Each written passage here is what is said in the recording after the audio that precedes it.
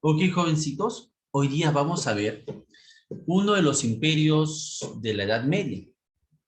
Recuerda que la Edad Media es la que vamos a estudiar en este segundo año de secundaria y que la Edad Media, tú ya lo debes de saber, se inició en el 476 con la caída del Imperio Romano Occidental y que va a terminar en 1453 con la caída de Constantinopla, la capital del Imperio Romano Oriental.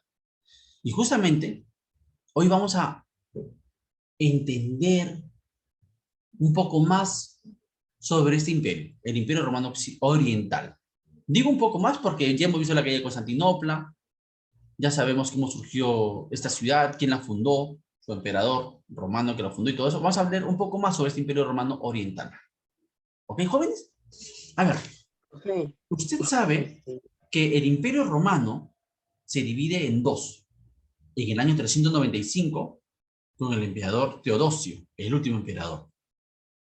Y se crea así el Imperio Romano Occidental, siendo su primer emperador Honorio, y la capital va a seguir siendo Roma.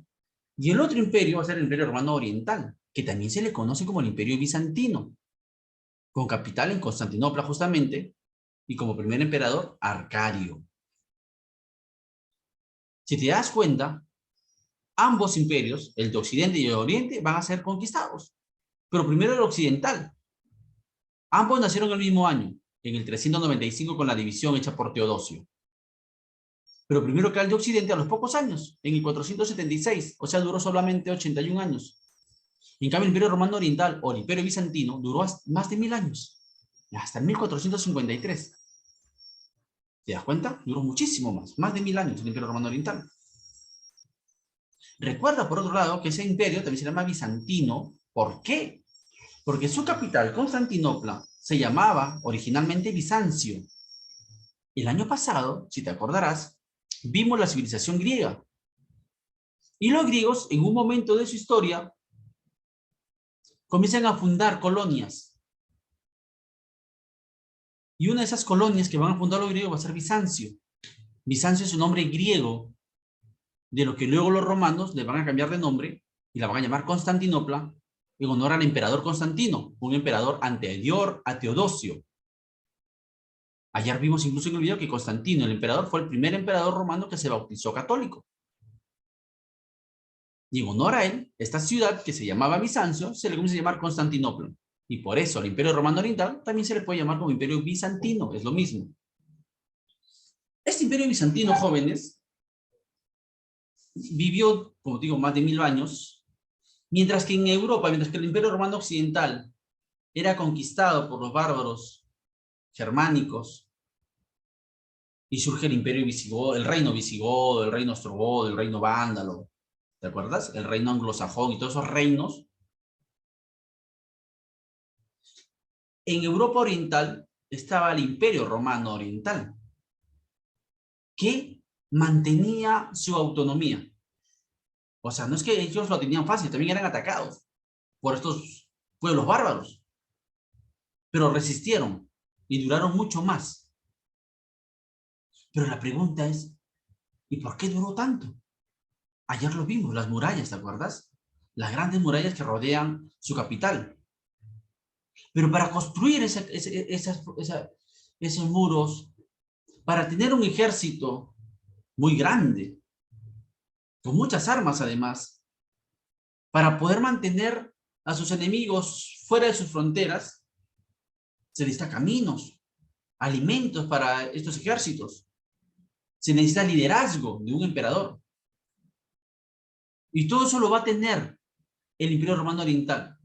Pero la cuna de su poder económico, que le permitió hacer murallas, armas, alimentos, caminos a sus ejércitos, la fuente de la riqueza del Imperio Bizantino era su capital, Constantinopla, que ayer en HP vimos en el video, y te lo expliqué hasta el hartazgo, de que Constantinopla está ubicado en una zona estratégica que conecta el Asia con Europa y que por allí pasaban los mercaderes europeos, italianos, españoles, franceses, ingleses, árabes, pasaban por Constantinopla. que se había convertido en un gran mercado, donde se compraban y vendían las especias asiáticas, africanas, y de eso se benefició el Imperio Bizantino. Esa fue la fuente de su riqueza, la estratégica ubicación de su capital.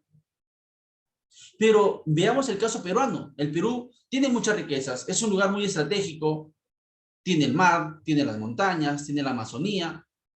Pero ¿por qué no es un país rico el Perú? Nos podríamos pasar semanas hablando sobre eso.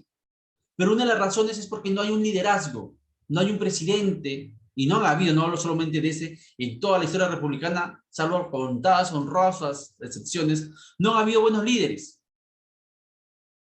En cambio, en el Imperio Bizantino, en un momento de su historia, porque tampoco te quiero que te vayas con la idea de que el Imperio Bizantino durante todos sus años hubieron esplendor, hubieron crisis también, pero el máximo de esplendor económico, cultural, militar del Imperio Bizantino se dio bajo el liderazgo de su principal emperador.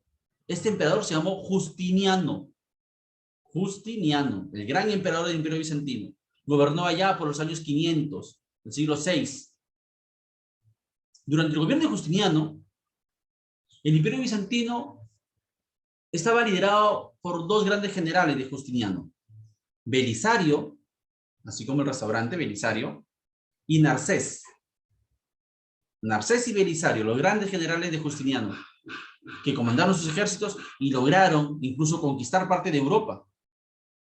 ¿Te acuerdas de los reinos germánicos? ¿Te acuerdas que los anglosajones fueron conquistados por los vikingos?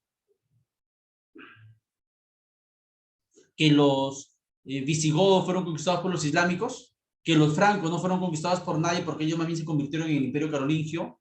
Pero hubieron dos reinos más, aparte de los que ya te he mencionado. Los vándalos y los ostrogodos. Los vándalos en Túnez, en África, en Cartago como capital. Y los ostrogodos en Italia, en Ravenna como capital. Esos dos reinos bárbaros, esos dos reinos germánicos, fueron conquistados en tiempo de Narcés y Belisario, en tiempo de Justiniano. O sea, el imperio carolingio se expandió. El imperio carolingio, digo, el imperio bizantino, mandan a construir ese templo de Santa Sofía que también vimos ayer en el video. Se embellece más Constantinopla y logra su cúspide en tiempo del emperador Justiniano. Hay un detalle muy interesante que, bueno, el tiempo me evita, pero búscate información sobre la esposa de Justiniano. Muy alucinante la vida de la esposa de Justiniano. Pero bueno. Pero sin embargo, ese poderío del Imperio Bizantino va a decaer. ¿Y sabes por qué? Y esta es otra enseñanza de la historia. ¿Por qué cae el Imperio Bizantino?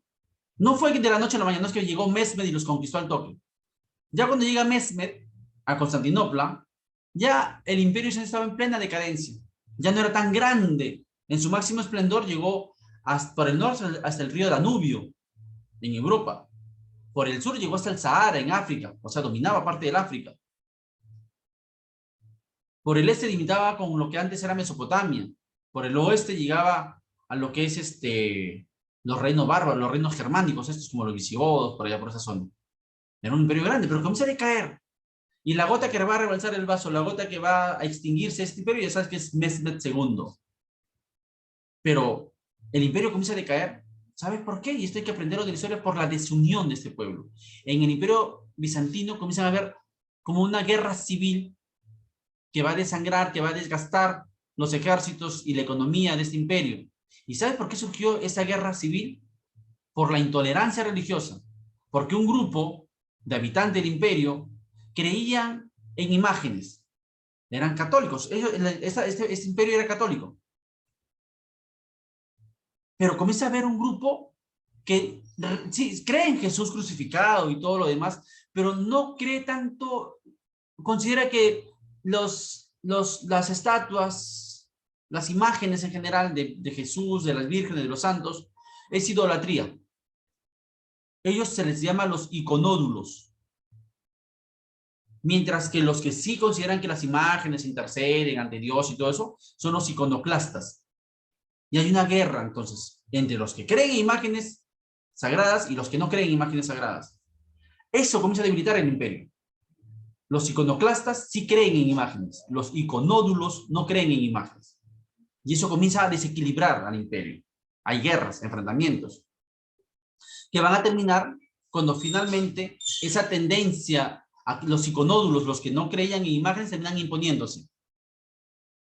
Y todo el imperio bizantino ya no es católico. Siguen siendo cristianos, pero ya no católicos. Si tú eres evangélico, bautista, cristiano y no eres católico, te respeto, pero debes saber que las raíces de estas ideologías religiosas de no creer en imágenes, de considerar que eso es idolatría, nace acá en el imperio bizantino, con los iconódulos. Luego se va a fortalecer con Martín Lutero, otro gran personaje de la historia universal que lo vamos a estudiar más adelante también. Pero bueno, esa es la raíz del quebrantamiento del imperio bizantino, hasta que, como te digo, finalmente se rompe con el catolicismo y el imperio bizantino se comienza a llamar hasta el día de hoy, ellos profesan cristianismo no católico. Ya no obedecen al papa, su papa se llama patriarca, lo que para Roma, los católicos, era la catedral de San Pedro y San Pablo, para ellos era la catedral de Santa Sofía, hasta que llega Mehmed y la convierte en una mezquita del Islam. Entonces, todo eso va a generar, pues como te digo, que Constantinopla comienza a disminuir su territorio y de eso se va a aprovechar Mahomet II, y ya esto ya lo sabes, en 1453, usando los cañonazos, la pólvora, logra bombardear y tumbar las murallas de la capital, ingresan, y Constantinopla hasta el día de hoy se llama Estambul. Y más nada, muchachos, voy a dejar de grabar. Hasta aquí nada más.